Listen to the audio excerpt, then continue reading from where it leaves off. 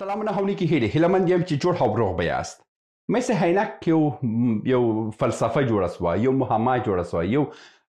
خبره که یاد کړو چې بیخي یو افسانه جوړه سوه. مثل هینک 12 کاله وړاندې په 2018 کال کې داسې قرارداد وسو. هغه څه کم 20 کاله پوره کېږي. دغه مثل هینک په هغه وخت کې 15 کلونو دپاره داسې ته سپارل سوی وه، د چینایانو ته سپارل سوی وه MCC شرکت ته. خو په هغه وخت کې دا جګړې وسوه، خو بیا وروسته دا 2 کاله بیا تمدید سو چې 12 کاله پوره سوه. اوس هغه د دې 12 کاله پر ختمېدو دي چینایان غواړي چې دا 15 کاله راتلونکي دپاره بیا دا قرارداد تمدید کړي. نن په دغه ویډیو کې تاسو ته وایم چې چینایان ولې دا کار نه کوي، ولې چینایان په دې ویره لري چې دا هر کال د دې د قرارداد غځوي او په کښې کې هیڅ کار هم نه کوي. زه پر دغه موضوع باندې خبرې کوو او تر اضافي خبرې تیرې شو. تر هر څه وړاندې زه یو خبره تاسو ته کوم چې چینایان په عموم کې په نړۍ کې ډېر معدنیات چې دي همدا اوس د چینایان تر کنټرول لاندې دي. که موږ لاتین امریکا ته لاړ شو، که هغه چیلي ده، ارجنټاین دی، کولمبیا ده، برازیل دی، اکوادور دی، او بیا په هاخوا ته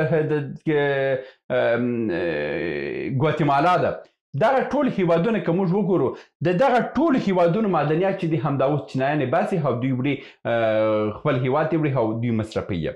لاتین امریکا د چین څخه ډېر لرې ده او دوی په سمندرو کې دا کار کوي. که د بیا بل د راسو داسه باندې افریقا باندې د افریقا هیوادونه ډېر هیوادونه چې همدا اوس وګورئ د دوی ډېر معدنیات چې دي چینایان یې باسي او دوی وړي چین ته او دوی باندې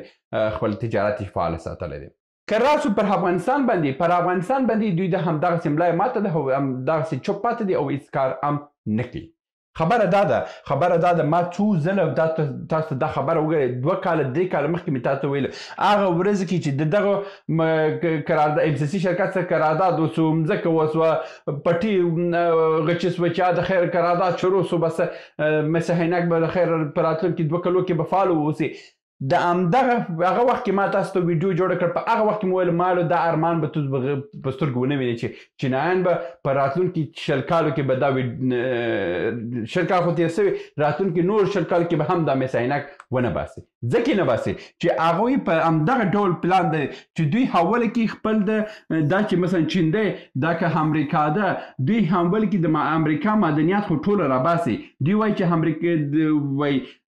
پیاده پرېږده سواره راګیر که، یعنې هغه پیاده خو پیاده دی، افغانستان خو هماغسې د تل لپاره ما صرف شته. نو راشه حواله کې د امریکا معدنیات راوباسه، بیا راسه د افریقا معدنیات راوباسه، راوړه خپل چین ته راوړه. خو وروسته چې دا هر څه ختم شوه، دا ځل راسه افغانستان خو هماغسې بیکاره درته ناست دی او همدغسې به درته تباه واوسي، همدغسې چې هر وخت سرجو وغواړي تیسوای د افغانستان څخه معدنیات راوغواړي او نږدې همدې ورته یو د ریلي لاره جوړه کړه او خبره خلاصه. دا خبرې ما تاسو څو ځله کړې دي او دغه خبره حقیقت سوه. 12 کاله یې تېر سوه او یو روپۍ مصرف پر باندې سوی نه دی. فقط هلته یو څو کورونه یې جوړ کړي، یو څو ودانیان یې جوړ کړي دي. ګوره په داسې سترو پروژو باندې $1 ملیارد دا هیڅ شی نه دی. چین ته $1 ملیارد مصرفول او راوړل یې دغسې خاورې کول او دا پروژه په تمدیدول او بهانې کول $1 ملیارد د چین دپاره هیڅ هم نه دی. دی وایي چې $1 ملیارد راوړم، هر ځل یو حکومت ته یو څه ورکوم، خوله یې چوپوم، خلک هم خوشحاله کوم، یو افتتاح هم جوړوم، هر څه کوم. د مثل عینک افتتاح 2 ځله سوي ده. 2 ځله د مثل عینک افتتاح یې سوي دي. هر وزیر راغلی دی، بس خپل کوټ شلوار اخیستی دی، هر وزیر نو چې کسان راغلی لنګوټې یې پر کړي دي، بسم الله یې هم ویلی دي او خیراتونه یې هم په کړي دي، خو بیا هم هماغه مثل عینک چې پاته دی بیا هم هماغسې پاته دی. مثل هینک تاسو ته دا خبر کوم چې مثل هینک په دې وختو کې نه جوړیږي. اوس حکومت دپاره څه پکار ده؟ حکومت دپاره پکاره همدغه ده چې دا باید په داوطلبي پرېږدي او دوی وګوره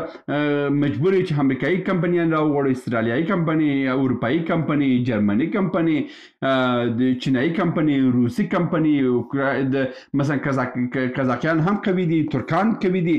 دا ټول کمپنیان یې راوغواړه او ورته وروره کوم یو ژر کار شروع کوي او ورته وایي زه وروره تا ته د کومه 2 کاله وخت 2 کاله وخت که په دې 2 کاله کې تا کار شروع نه کړې زه دا قرارداد کنسلوم. دا ټول نړیوال ستندردونه هم دغه دي چې ورته موده پرېږدي چې وروره په دغه ورځ کې که ستا کار شروع نه سو زه دا پروژه در باندې دروم چې هر رقم ته وکړي چې هر رقم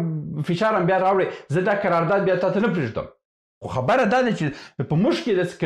کوي کسان نشته چې داسې په یو ټینګ هضم باندې ودرېږي او ورته وایي چې وروره که پروژه شروع کوي شروع یې کړه او که یې نه شروع کوي په شاته څه زه ځم یو بل کس پیدا کوم او زه خپل هېواد ته خپل د یتیم او بدبختو افغانانو دپاره د ماښام ډوډۍ زه مجبور یم پیدا کړم چې تی نه راکوي زه مجبور یم چې زه ولاړ شم یو بل دروازه وټکم ځم روس ته ځم دروازه ټکم ځم ترک ته وایم چې راسه پانګونه وکړه ځم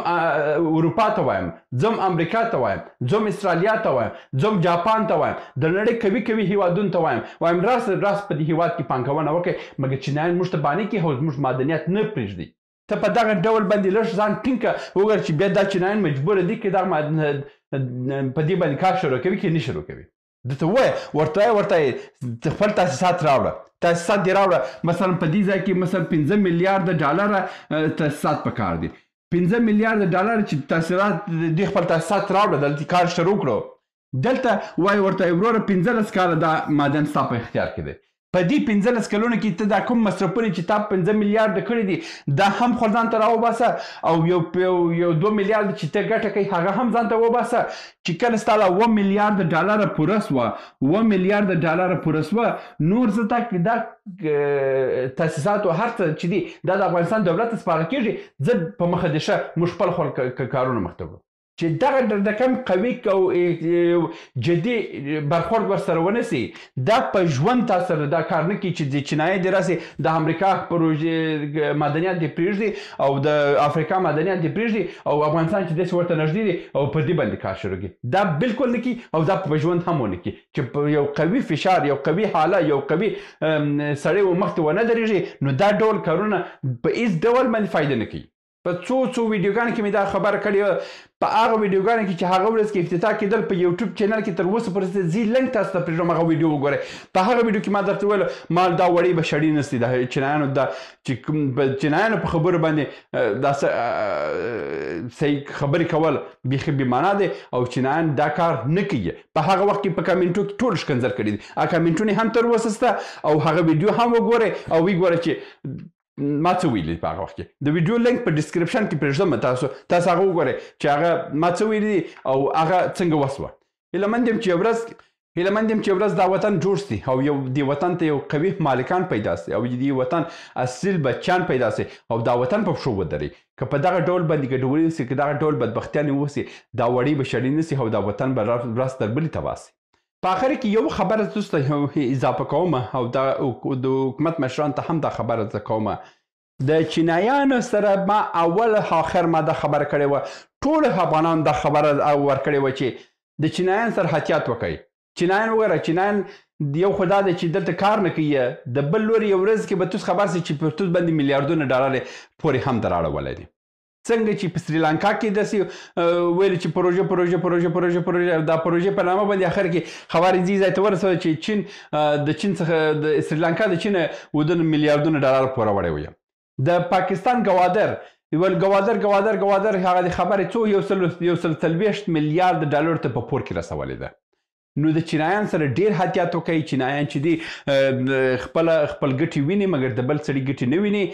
خدای مه کړي چې یو ورځ کې پر افغانستان باندې بیا د میسي هیناک په نامه باندې یو 10 میلیارد تر 100 میلیارد بیا موږ د پور لاندې کړي نه اوسو او دا پور که پر موږ باندې راغی دا ځل موږ د تل لپاره د چینایان تر کنټرول لاندې پاتې یو همدغه کوم کسان چې په افغانستان کې مشران وه که هغه پخواني مشران وه که جمهوریت وه دا خو یو ځواني وکړه چې موږ د پور لاندې رانه وړلو تر اوسه پورې هم کوم خیراتونه چې راله هغه ښه وو مګر در پور لاندې موږ راغلي نه یو که د چین د پور لاندې موږ راغلو خدای دې هغه ورځ نه راوړي دا واره کې موږ د تل لپاره د چین تر د سیاسي کنټرول لاندې به اوسو او هر څه چې چین په موږ باندې وکړه هغه به کېږي دا و د نن ورځې ویډیو هیله مند یم چې یو څه مو ترلاسه کړی اوسئ تر بیا هم په الله سپارم ښې چارې سلامونه